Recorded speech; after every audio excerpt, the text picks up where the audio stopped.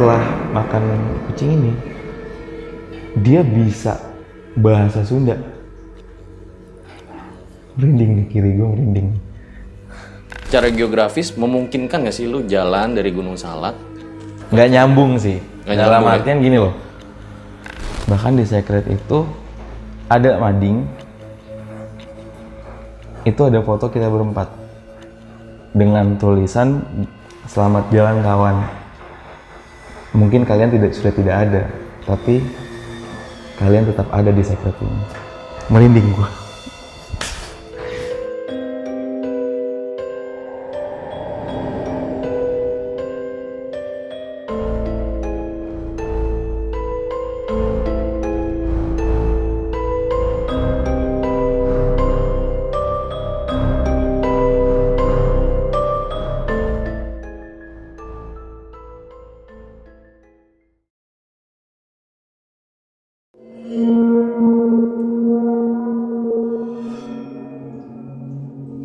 Kayak ada yang manggil nama gue tapi suaranya itu tuh asing gitu.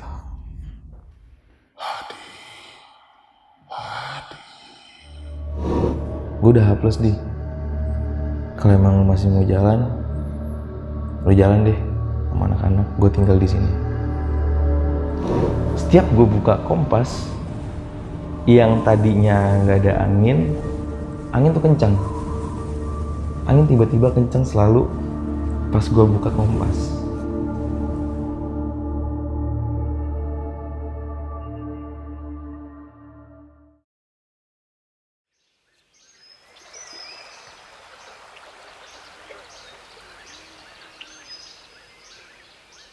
Hari keberapa itu kita lagi cari makan, kira kita pengen nyari hewan lah, siapa tahu dapat ular lagi gitu kan, atau dapat ikan lagi di sungai gitu kan.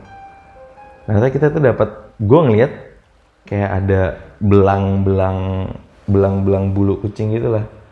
Terus gue samperin, ya kucing, mungkin kucing hutan. Gue tangkap, gue potong, gue makan. Setelah gue makan, ada kejadian yang bener-bener bikin gue merinding. Temen gue si Angga ini tuh orang Betawi tuh Len. Sorry bukan rasis, cuman setelah makan kucing ini, dia bisa bahasa Sunda. Merinding di kiri gue, merinding. Padahal sebelumnya? Gak bisa, bener-bener gak bisa. Ya sekarang gini deh, dia gak pernah tinggal di daerah yang menggunakan bahasa Sunda, entah itu di Bogor, di Bandung gitu kan. Cuman bisa lancar bahasa Sunda. Ngomong-ngomong lu langsung bahasa Sunda? Iya. Tahu nggak lu apa yang dia ngomongin? Gue gak ngerti, soalnya pada saat itu kejadian itu gue belum pindah ke Bandung kan. Dia ngomong bahasa Sunda dan suaranya itu bukan suara dia. Suaranya Angga tuh agak-agak, intonasinya dia tuh cempreng tinggi. Cuman pas dia ngomong tuh kayak berat. Gue gak ngerti tuh omongan bahasanya apa. Bener-bener gak ngerti tuh. Bukannya lupa, bener-bener gak ngerti gue bahasa Sunda itu kan. Matanya tuh merah kayak orang habis mabuk. Merah, bener-bener merah banget. Tapi dia nggak ngeliat ke arah kita. Jadi posisinya itu berempat gua. Ini Ishak, ini Aska, ini gua. Nah si Angga itu di sini. Dia itu ngeliat di antara posisi gua dengan Ishak di belakang. Dia kayak ngeliat ke belakang. Matanya nggak melotot, cuman kayak mata orang yang mengakui dia lagi ada salah. Nangis juga lah ya? Iya, nggak sempet netes ya air matanya, cuman berkaca-kaca. Iya. Tuh gue nggak ngerti tuh dia bisa tiba-tiba ngomong bahasa Sunda. Pada ngapain lu pada saat itu? Gue diam. Aska yang bergerak. Aska ngedeketin si Angga. Terus si Aska ini megang bagian belakang kepalanya Angga sambil nggak tahu baca, mungkin baca ayat Al-Quran gitu kan, didoain. Karena dia cuma komat kamit, nggak keluar suara. Si Angga ini tiba-tiba berdiri dan kayak gitu, gimana sih? Kayak orang siap tempur gitu. Wah gitu. Teriak dia? Iya. Teriak dan nunjuknya ke arah Ishak. Teriak, terus dia ngomong pakai bahasa Sunda lagi sambil teriak-teriak gitu. Nunjuknya ke arah Ishak. Gue nggak mau suzon atau gue nggak mau nuduh temen gue ini juga Ishak yang bikin kesalahan, cuman kan kita nggak tahu itu, Allahu alam lah. Nggak tahu kenapa tiba-tiba si Angga jatuh pingsan, nggak sadarin diri. Gue sempat panik, ini kenapa, ini ada apa lagi. Udahlah, gue nggak ganggu kalian, gue nggak ngapa-ngapain. Ya kalau emang teman gue ada yang bikin salah ya tolong dimaafin gitu, maunya apa gitu. Gue ngucap itu sambil nangis. Udah kejadian itu gue nggak jalan sekitar 2 hari. Gue nggak jalan, kita stay di situ karena Angga belum posisinya si Angga itu belum punya punya tenaga lagi, masih lemes terus gitu kan. Di situ gue cuman jalan berdua sama Ishak, cuman buat ngambil air ke sungai sama cari makanan yang bisa gue dapetin dan bisa gue makan gitu. 2 hari itu gue cuma makan daun-daunan aja, daun-daunan yang tapi bisa kita makan dan aman kita konsumsi gitu. Pas Angga udah balik sadar, udah punya tenaga lagi, kita jalan lagi. Kita jalan beberapa hari, gak ada kejadian yang terlalu aneh menurut gua. Itu lo selama perjalanan ketemu nggak sih Mas? Kayak bekas-bekas sampah, makanan, putung rokok. Itu yang agak aneh sih. Seharusnya pendaki kita kan emang jorok ya. Bukannya pendaki kita emang yang punya dasarnya jorok, tapi emang negara kita warganya kurang disiplin tentang kebersihan gitu kan. Ya beberapa lah, nggak bisa dipukul rata. Itu yang aneh, di situ nggak pernah yang namanya gue temuin kayak bungkus-bungkus mie instan, terus botol-botol mineral water gitu kan. Puntung rokok pun enggak gitu. Cuman pernah gue nemuin itu makanan. Gue nggak tahu itu makanan, entah itu bisa dibilang itu sesajen kali ya. Ada ayam, ada pisang segala macam. Masih utuh, bahkan ada yang terbakar itu, apa sih sebutannya? Dupa. Itu masih belum habis, masih panjang. Berarti kayak masih baru ya? Iya betul, itu dia anjing merinding lagi nih.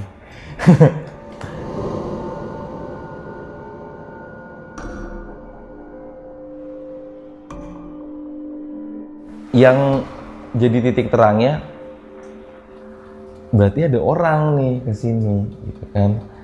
Berarti ada, kan nggak mungkin itu tiba-tiba jebret gitu kan, ada di situ kan kalau nggak ada yang naruh. Itu jadi titik terang gue, berarti ini nggak jauh lagi nih dari perkampungan nih. Toh ada yang naruh beginian, nggak ngerti juga tuh buat apa kan, gue nggak peduli gitu kan. Berarti ini udah selalu semingguan lah ya? Udah lebih dari seminggu. Udah lebih dari seminggu gitu. Tapi karena ya emang kondisinya lagi kayak gitu, meskipun dalam kondisi kayak gitu ngelihatnya lapar, cuman logika gue bicara jangan dimakan daripada kenapa-napa gitu kan. Karena gue belajar dari kejadian waktu gue makan kucing hutan, sampai ini udah selesai sih, sampai gue itu nemu jembatan di mana tuh? Jembatan yang jadi tempat gue akhirnya nemuin kehidupan manusia pada jadi hujan. Jembatan bibir sungai gitu? Iya, jadi gini, gue selama tersesat itu gue selalu alurnya dari pagi sampai sore atau menjelang matahari terbenam, gue selalu nyusurin sungai. Ketika matahari udah mulai terbenam terus udah mulai malam gitu kan, gue naik ke hutan lagi, atau nggak terlalu jauh dari bibir sungai gitu kan. Alurnya selalu gitu. Dan pas gue nemuin jembatan itu, jadi posisinya gini, ini sungai yang kita selalu ikutin alirannya. Di atasnya itu tuh ada jembatan yang bukan jembatan biasa, ini jembatan padat dengan aktivitas. Banyak bis, banyak truk, banyak mobil, segala macam kendaraan yang lalu lalang gitu kan.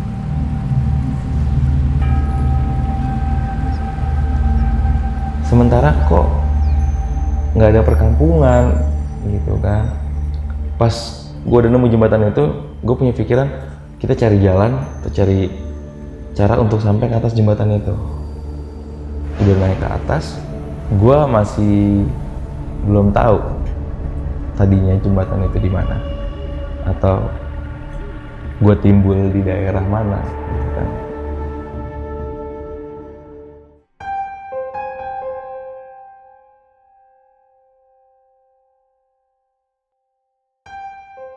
Gue akhirnya pas udah nemu jembatan, karena emang kondisi udah lapar banget juga kan, berhari-hari nggak nemu makanan yang layak untuk manusia. Kita makan kayak cuman daun-daunan, ya tumbuh-tumbuhan yang bisa kita makan, terus hewan-hewan yang bisa kita temuin juga kayak ikan, ular, terus kucing hutan itu juga tadi.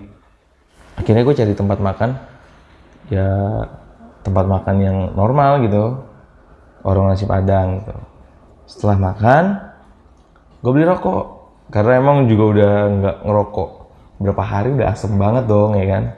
Gue beli rokok, selesai beli rokok gue balik lagi ke rumah makan Padang itu.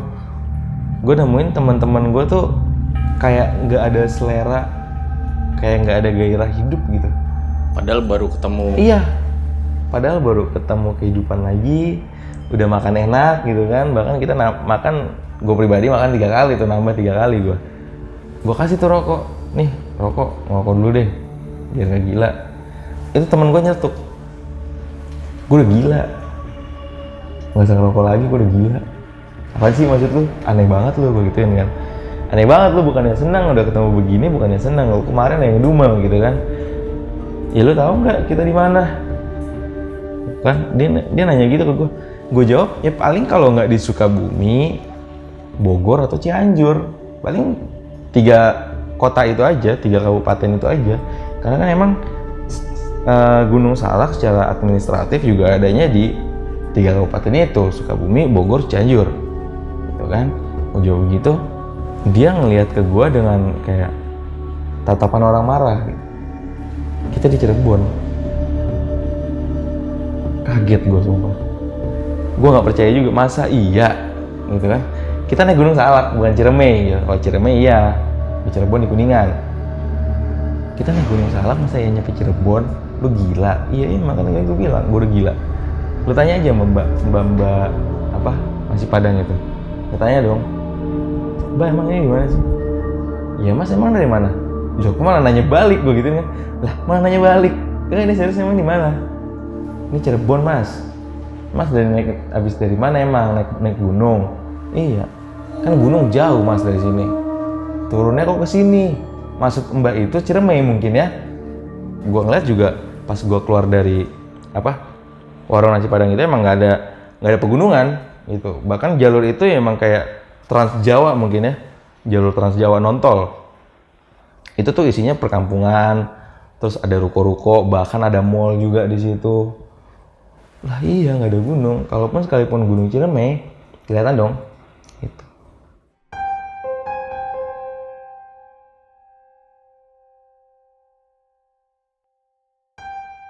Abis mbak itu bilang kita ini di Cirebon, ini Cirebon mas gitu. Gue masih nggak percaya, mungkin udah sekongkol nih sama teman-teman gue gitu kan.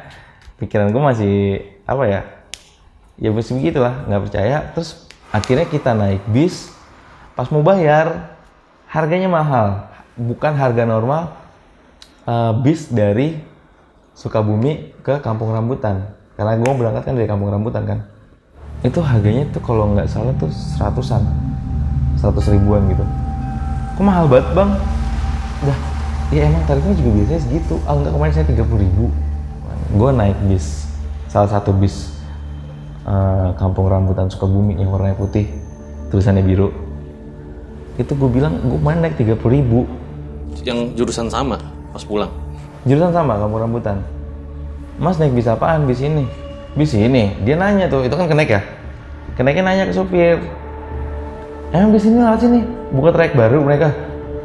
Enggak, kayak nggak ada. Orang trayeknya cuma kita berdua kok sama bis. Dia nyebut salah satu bis yang ke Cirebon juga. Emang nih tujuannya kemana? Jakarta gue gituin ya. Mas tuh kemarin naik bis dari Jakarta kemana? Sukabumi. Lah ya beda mas, ini kan ke Cirebon Jakarta anjing. Di situ gue mau langsung lemes. wah seriusan ini Cirebon. Tapi jujur ya, gue pas baca tweet lo nih, tuh gue merinding loh. Pas tuh gue baca turunnya di Cirebon. Ya kalau secara logika, ya lu cek aja deh di Google Maps. Secara geografis tuh, Iya, secara geografis, secara administratif Bisa tuh nggak jauh sih? banget. ya secara geografis memungkinkan nggak sih lu jalan dari Gunung Salak? Nggak nyambung sih. Nggak Dalam nyambung, artian gini loh. Kalau gua dari Gunung Salak mau ke Ciremai, itu gua bakal, kalau kita tarik lagi ya, itu di Jawa Barat tuh gue pasti bakal ngelewatin Gunung Gede, Pangrango, terus Papandayan, Cikuray sama Papandayan kan ada di Garut. Lewatin Tasik gue berarti naik ke Gunung Galunggung itu perbatasan Tasik sama Singaparna kalau nggak salah, lupa gue. Dan itu pasti gue lewatin gunung-gunung itu kan. Cuman kalau secara logika tuh enggaknya tuh kenapa? Karena gue pasti kalau dari Salak mau ke Garut ke Papandayan aja deh, gue pasti lewatin kota Bandung. Seenggaknya Kabupaten Cimahi, Sukabumi itu adanya di selatan, di jalur selatan. Sementara Cirebon itu adanya di jalur utara.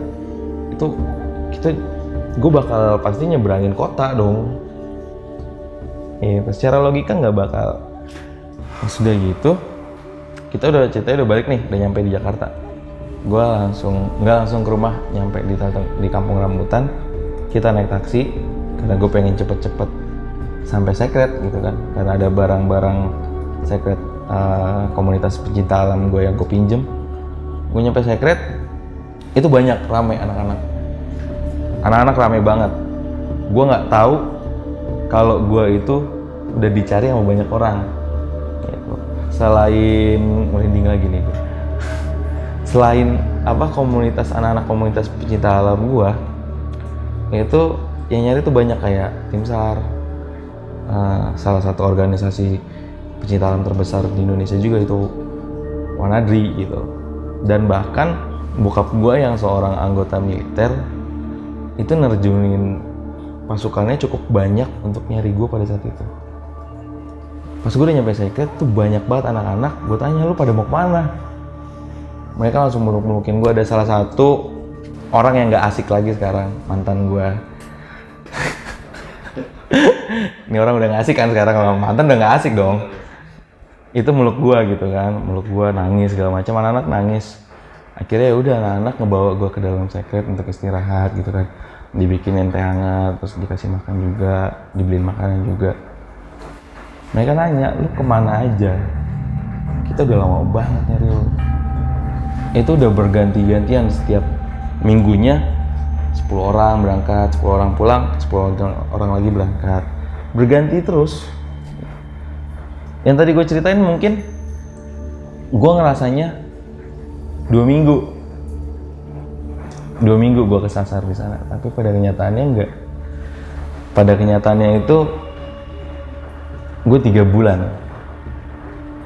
Gue 3 bulan kesasar. Bahkan di Secret itu ada mading, itu ada foto kita berempat dengan tulisan di bawah foto kita itu, di bawah foto terus nama dan biodata kita gitu kan, nama gua, tanggal lahir segala macam gitu. Itu tulisan gede banget, selamat jalan kawan. Mungkin kalian sudah tidak ada, tapi kalian tetap ada di Secret ini. Merinding gua.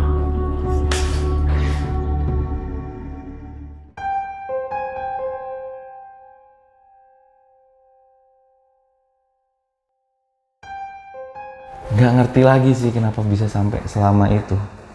Gue ngerasanya 2 minggu, tapi pada kenyataannya itu 3 bulan. Abis ini gue penasaran banget nih. Pasti lu pulang dong ke Iya. keluarga. Pas di keluarga gimana? Pas udah di Secret, gue udah mandi segala macem. Angga, Ishak, sama Aska tetap di Secret, nggak mau pulang gitu kan. Sementara gue pulang, gue pamit. Jadi gue pulang dulu deh ya ke rumah. Diantar tuh sama teman gue. Ayo gue antar deh, ntar lu hilang lagi anjir. Maksudnya dibicarain gitu kan. Anjir ya kali gue di kota hilang gitu kan, goblok. Gue pulang ke rumah, Itu yang nyambut gue pertama kali itu bukan orang tua, bukan kakak gue. Jadi rumah gue itu dijaga sama, ya adalah satu pasukan yang jaga rumah gue emang. Karena berkaitan dengan bokap gue juga. Ajudan bokap gue tuh kaget. Mas, ini serius mas? Dipegang badan gue. Kira hantu kali lu. Iya, serius. Dipegang tuh kayak, ya lu tau lah pegangan apa, maksudnya Cengkraman ya, ya. cengkraman orang yang biasa latihan keras gitu gimana. Aing sakit goblok gue gituin kan. Sakit ya ini gue lah. Ya Allah langsung ditarik, dibawa masuk ke dalam gitu. Bokap pada saat itu lagi nggak ada. Bokap lagi dinas, ada nyokap doang. Nyokap sama kakak gue yang cewek. Nyokap sama kakak gue tuh langsung nangis, langsung meluk gue. Gitu. Pas malamnya, pas bokap udah pulang dinas, karena bokap waktu itu dinas keluar kota. Belum selesai, dinasnya bokap itu belum selesai, cuman pas nyokap gua ngabarin si Hadi udah pulang sekarang pak, udah langsung pulang tuh bokap gua langsung pulang, bokap gua nangis, wah udah nggak karuan deh nangisnya. Masanya gua nggak pernah ngeliat bokap gua nangis gitu kan. Terus ceritain deh tuh, bokap gua udah ngelakuin apa aja selama gue hilang gitu kan, selama gue tersesat sama 3 temen gue. Dan ternyata gue dibikin kuburan sama bokap gue. Kuburan kosong, kuburan yang nggak ada isinya, jadi cuman. Jadi once lu ketemu, lu dikubur. Iya, gue itu kan udah malam ya. Besok paginya tuh gue dibawa ke kuburan itu sama bokap gue. Ini papa udah begini, kenapa? Ya papa udah nggak bisa ngapa-ngapain lagi, papa udah ngelakuin semaksimal mungkin apa yang papa bisa lakuin. Papa udah ikhlas tadinya, cuman ya puji Tuhan kamu ternyata masih bisa balik gitu. Itu dibongkar kuburannya langsung. Itu nama gue lengkap, nama gue, tempat tanggal lahir gitu kan, tanggal lahir gue, dan tempat pas wafatnya nggak pakai tanggal, wafat Gunung Salak.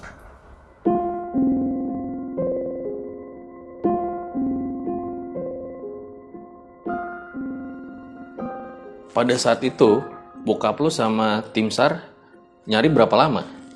Kalau yang bokap gue bilang itu pencarian selama 15 hari. Cuman bokap gue itu ngerahin 2 SSK. Satu SSK itu jumlahnya 100 sampai 110 personil. Nah, bokap gue kebetulan waktu itu salah satu komandan di pasukan khusus, gitu kan. Pasukan khusus yang ada di militer Indonesia. Bokap gue ngerahin 2 SSK, yaitu artinya 200 sampai 220 orang, 220 personil. Tapi jejak lu tuh sempat ketemu nggak sih? Apa nggak sama sekali? Nggak, karena nggak ada barang yang gue tinggalin sepanjang perjalanan itu, nggak ada. Barang-barang kita tetap kita bawa. Nggak ada yang ditemuin sama bokap gue. Bokap gue justru nemuin tali rafia yang jadi penanda gue. Itu malah yang ditemuin sama bokap. Dan bokap nemuin 2 botol bir yang gue minum gitu. Ya itu tadi hikmah sama pelajaran yang bisa gue ambil dari sini tuh banyak banget.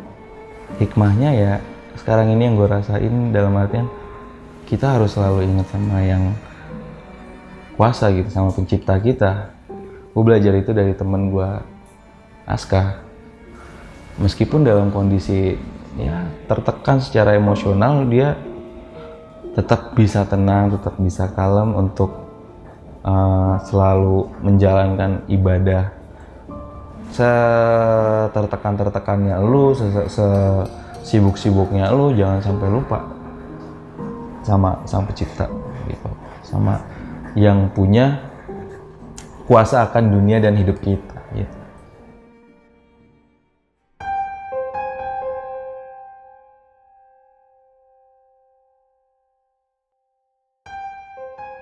Jadi kenapa gue bikin cerita ini, gue sempet dimimpiin sama Angga.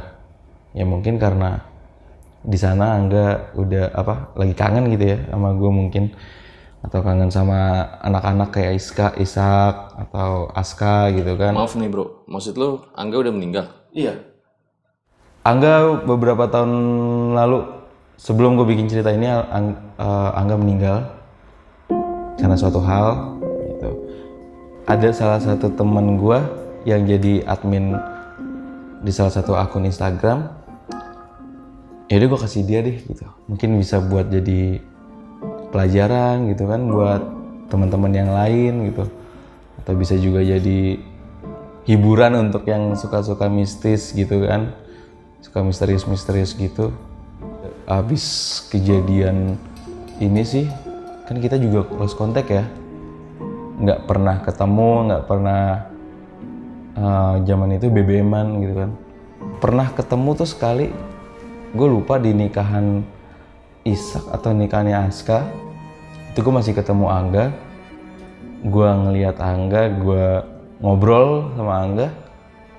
Itu nggak kayak Angga yang gue kenal sebelum kejadian. Gitu. Dalam artian di sini Angga udah ada perubahan yang cukup drastis menurut gue. Dari mulai penampilan, dari kepribadiannya juga udah berubah gitu. Bahkan dia jadi seorang guru ngaji gitu kan. Kagum sih gue, bukan gimana, cuma seneng lah temen ada perubahan kayak gitu. Dan beberapa teman gue juga ada yang jadi guru ngaji di salah satu pesantren yang lumayan gede di Jawa Tengah. Setelah gue mualaf, gue sempet datengin ke pesantren itu. Teman gue sih nangis gitu kan. Ternyata lu beneran. Setelah kejadian itu, semuanya udah normal-normal lagi mas? Lu menjalani kehidupan dengan normal? Iya, gue menjalani kehidupan dengan normal lagi. Gue bisa tetap sekolah lagi. Dan BTW itu benar-benar 3 bulan. Karena gue naik itu abis gue terima rapot semester. Gue masuk sekolah tuh pas tinggal minggu depannya UTS. Lu bayangin deh tuh. Gue ngerasain 2 minggu tapi kenyataannya tuh 3 bulan gitu. Ya itulah hikmah yang bisa diambil dan pelajaran yang bisa diambil dari kejadian itu.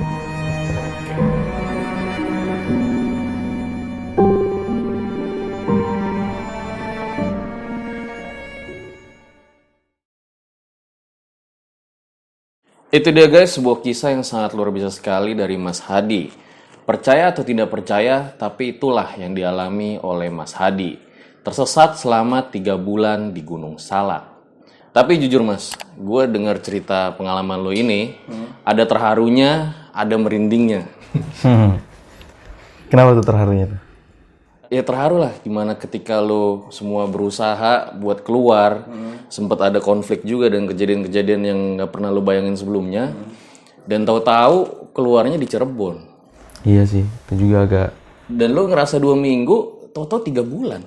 Itulah ya ketika Tuhan sudah berkehendak, kita bisa apa. Tapi pada saat itu, usaha-usaha yang dilakukan oleh Mas Hadi dan teman-temannya, dan juga mungkin pertolongannya lah, akhirnya Mas Hadi dan kawan-kawan bisa selamat. Dan hari ini menceritakan kisahnya di RJ5. Alhamdulillah. Sebelum gua akhiri mas, ada beberapa pertanyaan nih. Boleh. Abis kejadian itu, apa lu nggak ngumpul-ngumpul lagi gitu? Tanya masing-masing mengenai lu ada buat apa sih men pada saat mendaki kemarin? Abis kejadian itu, terakhir gue itu ketemu di Secret sebelum akhirnya ketemu di pernikahan salah satu pernikahan teman gue. Itu nggak pernah kontakan. Jangankan nongkrong, kontakan aja tuh nggak pernah. Kenapa kalau boleh tahu? Nggak ngerti. Gue nggak pernah ngejauhin temen gue. Jangankan ngejauhin teman-teman dekat gue kayak mereka ya. Ngejauhin teman gue yang punya salah sama gue aja tuh nggak pernah. Bingung juga di zaman kayak sosial media kayak sekarang, gue juga nggak bisa menemukan mereka sekedar di Instagram gitu. Kalau almarhum Angga ya emang udah nggak ada gitu kan. Kayak Ishak atau Aska tuh nggak pernah lagi. Nggak pernah ketemu di Instagram, di Twitter. Zaman Facebook juga nggak pernah. Tadinya tuh Instagram gue, pokoknya sosial media gue tuh nggak pernah gue private. Cuman semenjak naik di Urban Hikers, jumlah followers gue tuh naik dan akhirnya gue private. Bahkan sampai kemarin itu jumlah follower request mungkin ya, itu sampai 15.000. Masa iya temen gue tuh nggak penasaran gitu kan, cerita ini udah gue angkat ya, meskipun cerita ini tuh namanya bukan nama mereka asli ya, pasti dong mereka ngerasa gitu kan, karena gue kan nyantumin nama asli gue dari Ishak, dari Aska tuh. Mungkin setelah nonton video ini kali. Ya semoga lu nonton ya. Tapi entah kenapa ya, gue ngerasa kayak ada misteri kali ya yang belum diceritain sama lu kali ya, kenapa sampai itu terjadi gitu ya. Tapi ya udahlah, kita bisa ambil pelajaran aja dari kisah lu. Dan tuh gimana Mas, 3 bulan nggak sekolah tuh gimana? Balik-balik ada case khusus atau gimana? Balik-balik sih guru sama teman-teman sekolah gue tuh ya kaget gitu. Itu gue nggak tahu 3 bulan, tahu-tahu tuh ya itu tadi udah tinggal minggu depannya UTS. Ya alhamdulillah masih bisa naik kelas gitu kan. Kasih naik kelas jalur khusus sama guru gitu. Ada dispensasinya mungkin. Thank you, Bu. Oh ya Mas, gue denger lu katanya fotografer handal ya? Waduh, fotografer handal. Enggak. Punya studio juga nih teman-teman nih ternyata nih. Gue masih noob kok, masih.